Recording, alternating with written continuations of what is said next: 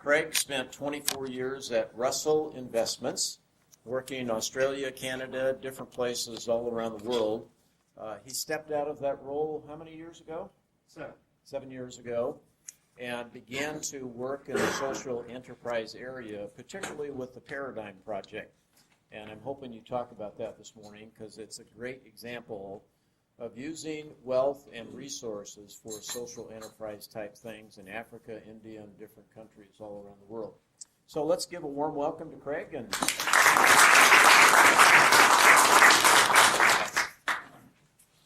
thank you. Give me a moment. I've been asked to audio up here, so that will be.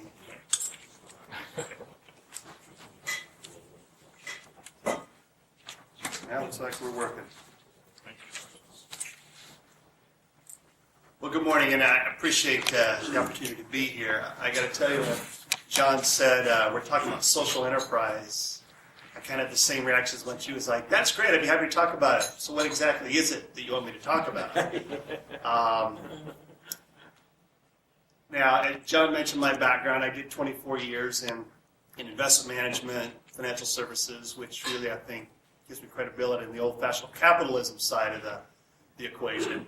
But this whole idea of what is a social enterprise, what is a sustainable company? I mean, I think we've all heard those buzzwords because they're pretty hot here in the Northwest.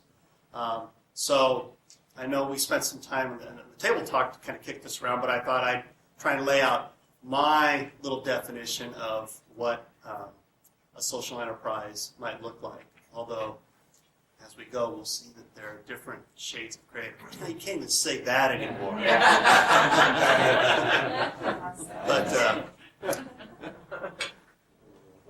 so I mean, there are some, in a sense, definitions. We have seen states and governments actually create legal corporate structures around a socially oriented type of entity. So we kind of start there a little bit and maybe talk about why there's legislation around this.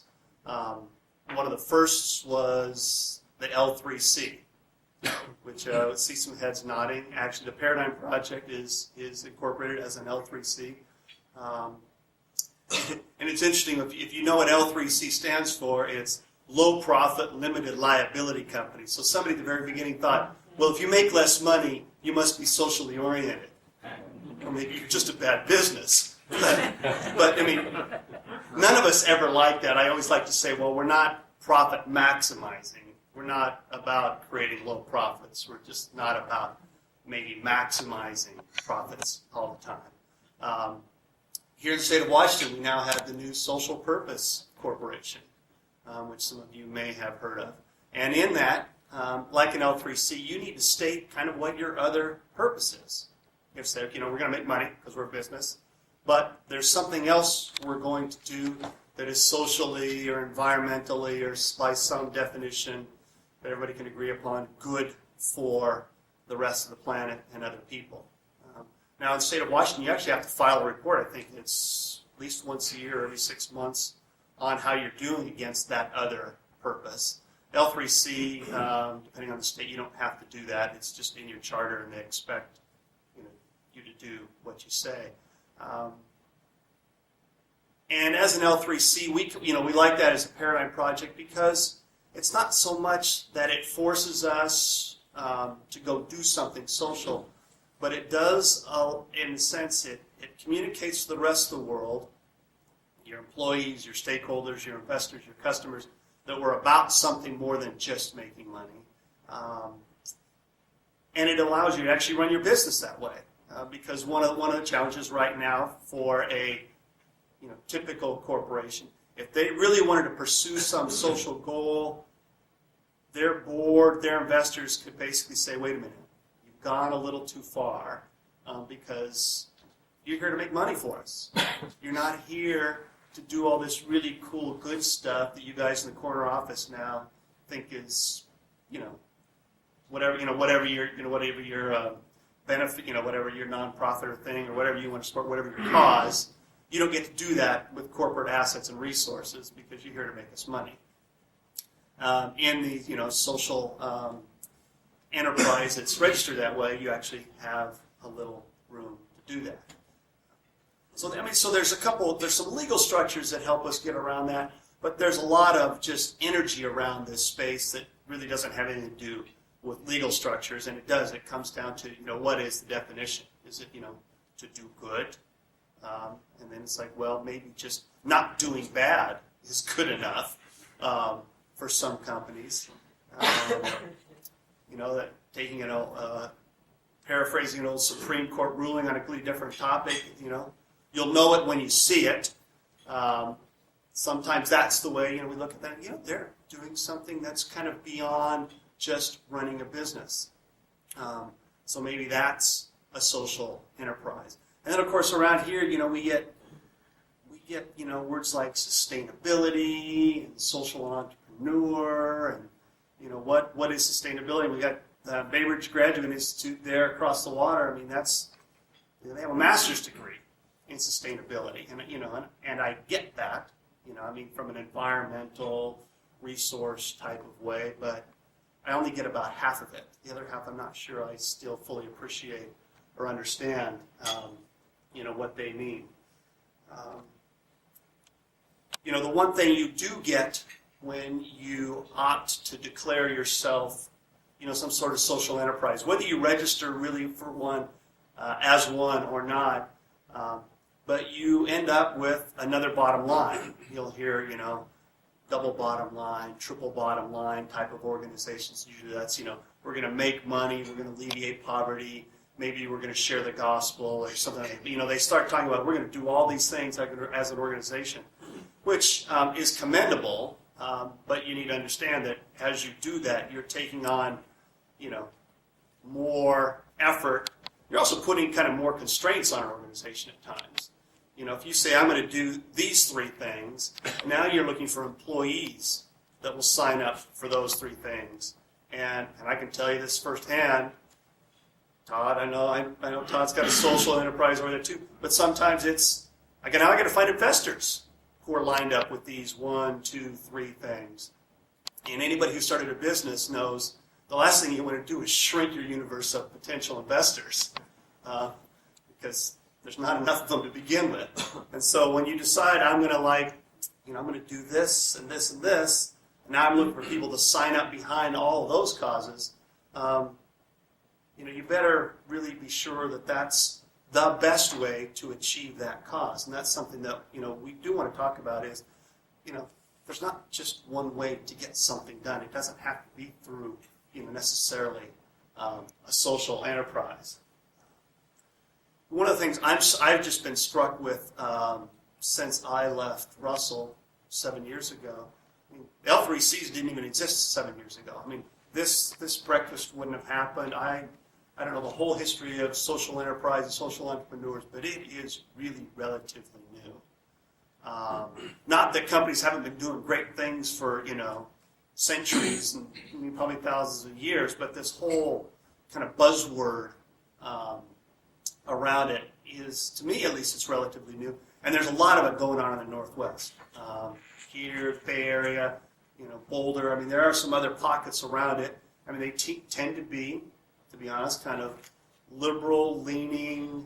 We want to do good. Maybe it's a backlash against old-fashioned capitalism. Not really sure, but there's got to be a better way, I think, is a little bit of the undercurrent. And so, this whole social entrepreneurship, it really is reflecting, I think, a lot of what's going on both in society, and there's also truly a generational element to it. There aren't a lot of, old guys in suits sitting around talking about being social entrepreneurs. It's the 20, 30-something who are keen, who want to do more than just, make some cash. They want to make a difference. And I think that is awesome. I think that is truly commendable. And so it's just reflecting what's going on, not just how people want to run businesses. It's also how they want to act as consumers. And so they're both kind of going along together, because you can't just say, we're going to do this as a business and nobody buys the stuff. So you're seeing, a whole new consumer class coming up that I know they don't articulate articulate it quite this way, but are effectively saying, I'm willing to pay more for products that actually do something that I think is good and meaningful. Just yesterday, and I knew I should have taken a picture with my camera, but I thought, I'll remember this. I don't remember anything anymore. But there was a big, delivery truck, and it was, a wine alcohol distributor, but it's like Sutter Home, but it wasn't. Maybe it was Fetzer. Now it's coming back to me. I think it was Fetzer Winery, kind of a mass market wine, and they had this big tagline. I mean, their tagline was like farm friendly. I mean, they were selling wine based on its, some environmental benefit for wine. I mean, I have wood matches at home that, there's a big green label that says these come from sustainable trees and forests. And really, we're selling matches based on some sort of social benefit. But you see it, and now, and I'll just challenge you to kind of open your eyes to it this next week. You will see it everywhere. It is hard to find a product category that doesn't have some product in it that's promoting an environmental or some sort of sustainability benefit. So it's good business. I mean, it can be good business to add some other benefit, kind of social benefit, into what you're doing. Now, did Fetzer all of a sudden change where all the grapes are grown? Nope. Somebody just said, hey, we're doing an okay job. Maybe I don't know, I'm just making this up, but we'll put some water monitoring on there. Maybe we'll change the pesticides a little bit, and now we're like farm friendly, and let's promote the heck out of this, and maybe it's a reason for people to buy ours and not Ernst Julio Callum. So it's, we're seeing this kind of, it's good business. People ask for it. We do it. We get more business, and I think it's a virtuous cycle right now that we're seeing, and it doesn't have to be, I'm going to go out and start a social enterprise. One of my topic was, can this coexist with old-fashioned capitalism? Of course it can, but old-fashioned capitalism, when you think about that, what do we get when we just run a good old-fashioned for-profit company, in the markets that we got? Well, the great thing about old-fashioned capitalism is, the rules are pretty well set. That doesn't mean a lot of people don't break the rules. But we know who the winners are. We know who the losers are. We know what the metric is. It's very clear, and it creates some very high motivations for some really good behavior. It's also created motivations for some really bad behavior over time. So that's not to say there's anything wrong with capitalism. That's just that we are, all fallen people who, it's easy to get tempted. The higher the stakes, the greater the temptation to go do something. Madoff would be at like one extreme end, but, you could take almost any company around it that's big enough. I mean, it's just easy to start to cut a corner, to do something, and some of that can snowball. But capitalism in and of itself is I don't know if you call it an invention, but what a fabulous way to do business. I mean, we're all sitting here on the 25th floor looking out over this. Not a whole lot of places you could do that in the world. You think about capitalism and what it has done, just the benefit of, just think of a good, solid, well-run company. What does a good, well-run company do? Creates good jobs. I mean, we can start talking about saving trees and planets, but if people don't have food and housing, they didn't talk about Maslow. They don't really care about the forest until they got their own shelter and food and know where tomorrow's meal is coming from. So providing good quality jobs, any good company should do. You don't have to be a social enterprise to provide, jobs. The really good companies find a way to produce affordable products. So that, capitalism has created products. Anybody from another country, the first time they walk into a QFC, I'm sorry, I forgot your name, but I imagine the first time you walked into one of our big grocery stores, you see it, they just I almost don't know what to do. I mean, there's a whole aisle of cereal. So now we could say maybe we've gone a little too far, but capitalism has created a variety and affordability of product. It's found a way to make our life easier. Of course, the research and development that supports this drive to profit, this competitive drive. I've got to have a better, faster, cheaper way, whether it's a drug, an iPhone, or whatever. All that R&D money happens because of capitalism. That just never worked so well in some of these other more controlled command economies. So sometimes I don't think we give capitalism enough credit for that. And then the other thing that just occurred to me when I was thinking about this, whether we like it or not, all these companies pay a whole lot of taxes that help drive the social structure, that help support the social systems within our country. Corporations, between payroll tax and corporate income tax, contribute 45% of the federal tax revenue. So, companies are helping underpin society for even those they don't employ. The programs the federal government's doing. 45% of that is supported by profitable, ongoing concern corporations and businesses through their payroll and corporate income tax. So before we beat up on the good old-fashioned companies, let's just understand that there's a whole lot of good social benefit going on. In fact, I remember in school, we studied a little bit about a guy named Edwards Deming. I don't know if many of you have heard of him. Few heads nodding. So Quality guru. Yeah, you would, yeah. Quality guru. Mm-hmm. Yeah.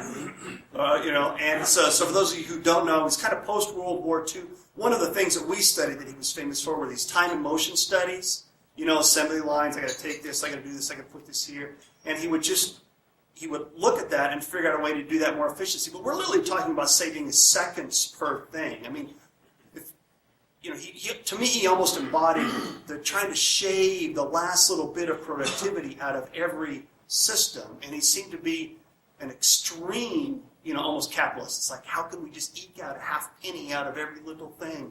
Now, it was continuous, and he had a whole bunch of other things, and, quite, well-renowned now. But when asked about companies, and why do companies exist, and what's the big deal about business, I expected him to, it's about some of his work, and he basically said, companies exist to provide great jobs, employ people in communities, so they can go about their life and enjoy it. I mean, the company wasn't the reason for being for him, and he never saw it for any of the employees. It was just, it existed so people could make money so they could go have the rest of their life. And I thought, well, that's pretty cool. I wish, more companies and more people actually thought of it that way, instead of getting so wrapped up in it. So, and then you do have, lots of for-profit companies doing great social things. Apple, Google, Microsoft. I mean, they're all sponsors of lots of nonprofits, lots of community events, hugely generous. Now, when you're making a lot of money, it's easier to be generous, and your shareholders, cut you more slack on that. And also, if you're just a big player in the community, I think you do have a social responsibility, and all your stakeholders understand that, sponsoring the local arts festival or the children's hospital is something that just good corporate citizens do. So there's a lot of that. In fact, we see in the business that, in Paradigm, one of the things that we're involved in is generating carbon credits from the work I'll tell you about. And there are companies who buy carbon credits just voluntarily. They don't need to do it. They're trying to offset some of their environmental carbon footprint. But they do it as part of, in a sense, their culture and the culture that they've created. No law requiring them to do it, but they're doing good environmental work and stewardship along the way. So now, when we think about, the social enterprise, capitalism, when they go together, one on an extreme, and we saw this when the L3C concept came into being in a handful of states. All of these, I shouldn't say all of these, but there were a large number of nonprofits who said, oh, I want to do that. I want another funding stream. I want another source of revenue. I'm tired of going to donors to try and get cash. Wouldn't it be great to be a business and I could generate revenue? What a lot of them forgot is they weren't sure what business they were going to do. They just thought it sounded really good that there was this new social, corporate structure that let them do good and make money. They forgot that it's actually still a business. And I see this and involved kind of coaching and advising some of these here in town where there's very well-intentioned people who want to go in and they want to have a business that makes a difference.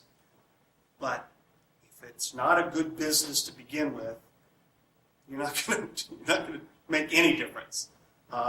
It's funny. It's like for the Paradigm Project. And even a lot of audiences, we avoid the word profit.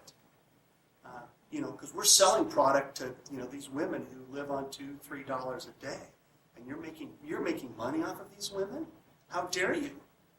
So we've all learned we're now sustainable. Sustainability is the new buzzword. But it's also good to flip that around. Is when we talk about being sustainable, that actually means you need to make a profit. And to make a profit, you shouldn't be shy about grabbing hold of all the very best business disciplines out there. Because there's nothing wrong with those. I mean, they're proven over centuries. So good business discipline can go hand in hand with doing well.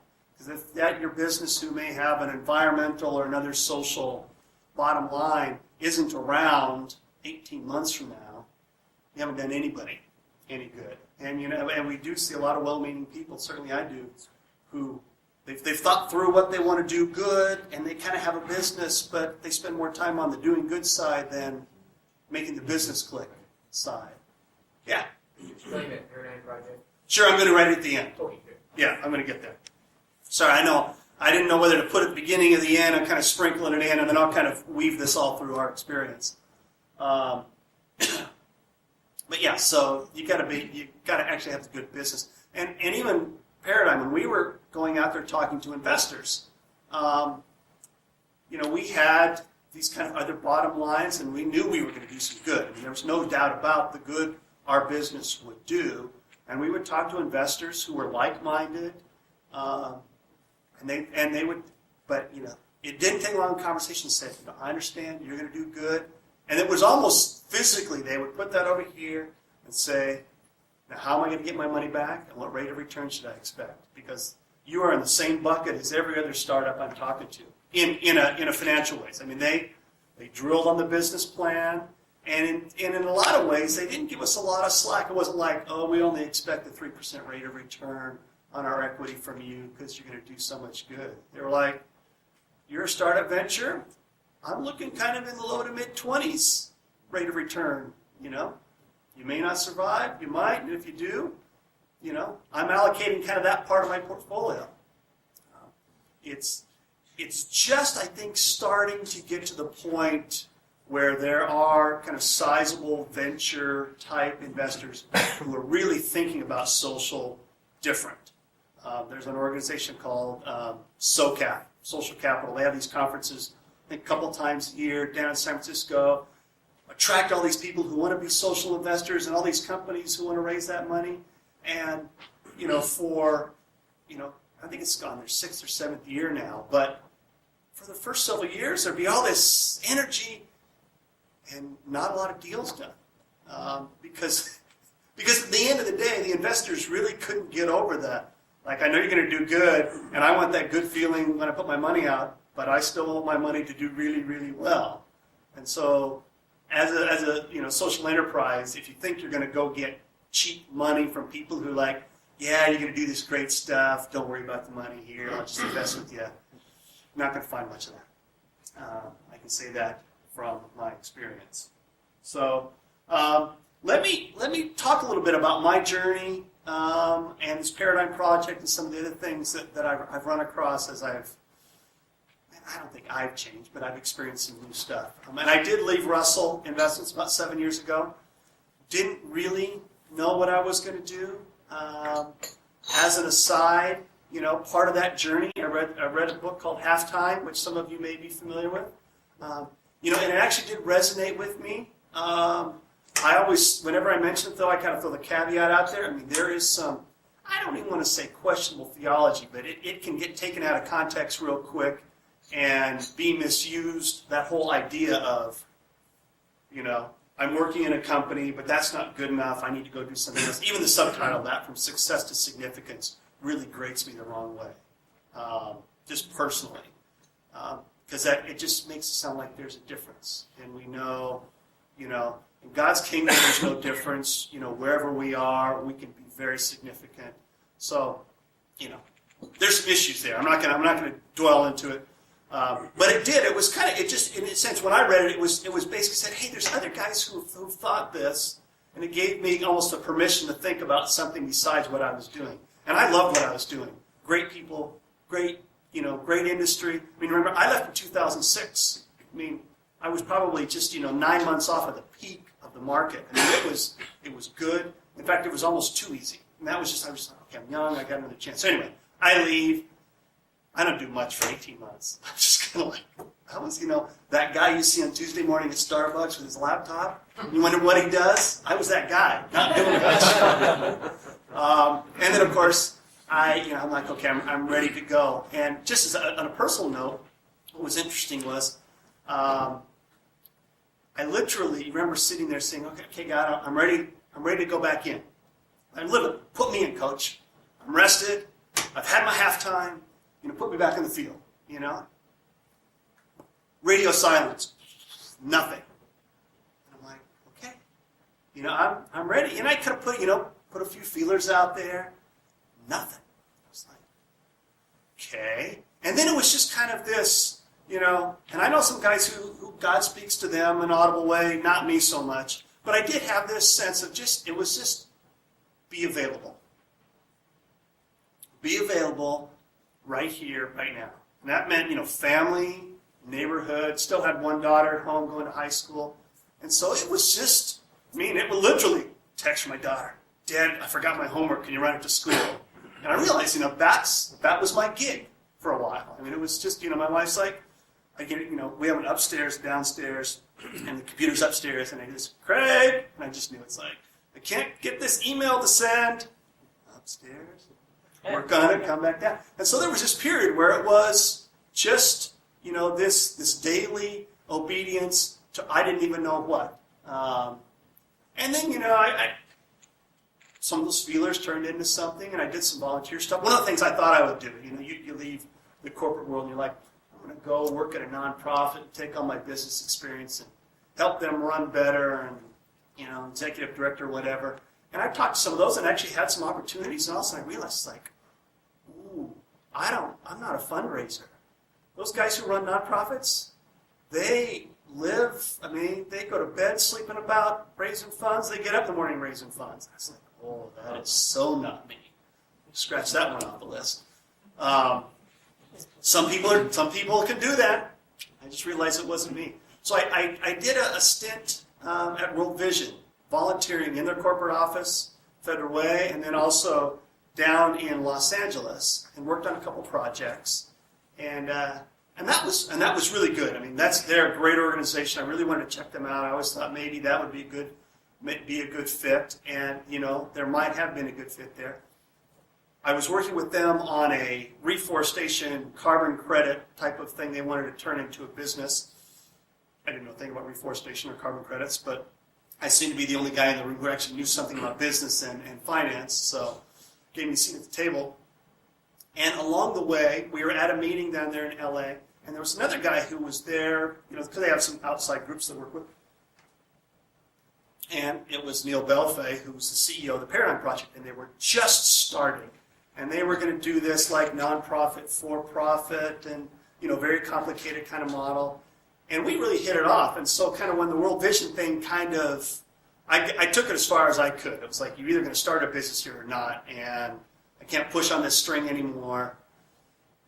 Culturally, they weren't ready for it. So I was talking to Neil about this, and he's like, well, they can't use you. We could love some help. So 2010, I just started, advising, working with, helping out. And, I'm not an employee. I'm on the board. I'm an investment partner with the Paradigm Project. And that business, as we worked on it, kind of morphed. And it continues to morph. So it started as a business that was going to help basically women in East Africa do some environmental good and make some money. And we had some pieces through the founder and through Neil and through some other things that we thought was really creative to do it. Now, we weren't the first ones to come across this, but we were going to really kind of take it to the next level. And basically, the formula goes something like this. We start with 85% of the meals cooked, the households in Kenya, those meals are cooked over an open fire, a campfire. In our jargon, it's a three-stone fire, because that's really what it is. I mean, it's 3 rocks, some sticks, some twigs, some whatever, big pot, they're boiling beans, ugali, a corn maze thing. That's how they cook their food. And any of us who did any basic science knows that that's just really inefficient from a heat transfer. I mean, you got heat going everywhere. Some of it actually hits the bottom of the pan, gets into the pot, and cooks the food. What we decided to do, and again, this wasn't new because it was going on for a while, is we were going to sell something like this. Now, we sell a variety. This is a little cook stove. You put your sticks and twigs in here, put the pot on here, air kind of flows in, create a draft. I mean, it's a little bit like that charcoal chimney. Any of you have done the old school Weber with that chimney and see how freakishly hot it gets with one wadded up piece of newspaper? I mean, it's that same concept. So it takes half as much wood to cook the meal. It burns hotter, and this is something that still blows me away, but I've seen it firsthand. These women cook indoors. Because they kind of set up their kitchen. I mean, they get the rocks, and they've carved out kind of with the dirt and everything, kind of their kitchen, and it's indoors. I mean, it's got 3 sides, a door, maybe some venting kind of windows, but it keeps the animals out. It's not always sunny in Kenya, so I got to cook when it's not. So it's shelter when I'm cooking, but it gets incredibly smoky in there. So this burns hot enough where it cuts the particulate matter, that smoke that gets in your lungs, by 70%. The number 1 cause of death, children under 5 in developing world communities, is respiratory illness.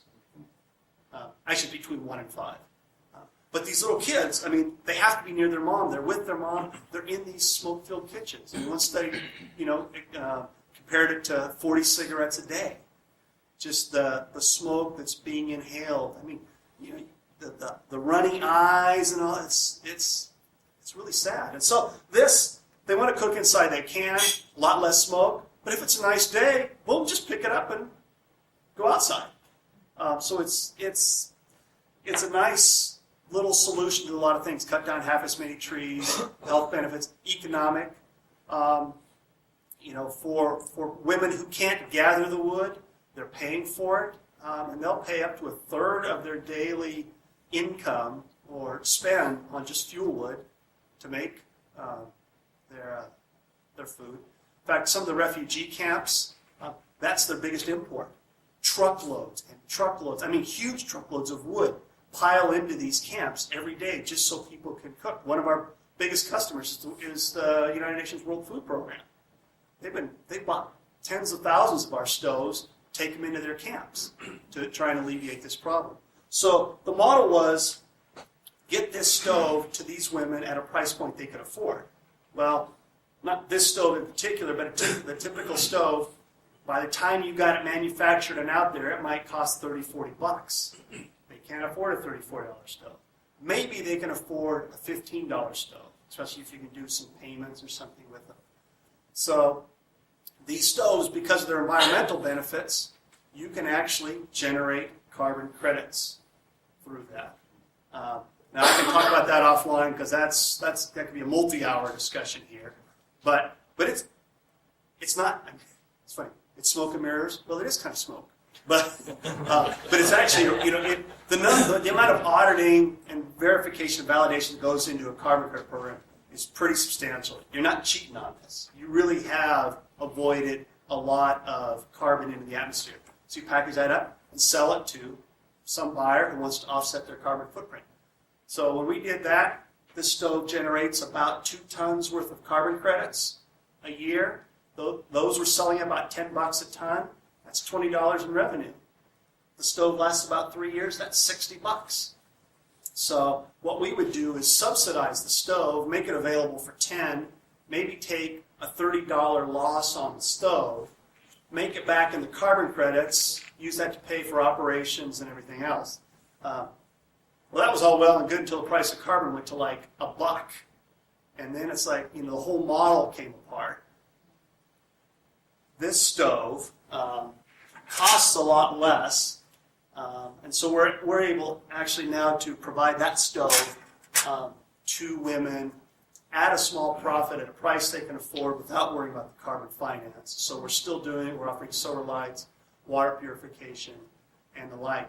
But you talk about a social enterprise, and we have faced a lot of these challenges. Like, well, how much do you charge? How much do you subsidize? I want to do good, but I want to make money. And we have, and your board, at the highest level needs to be like-minded on this because, you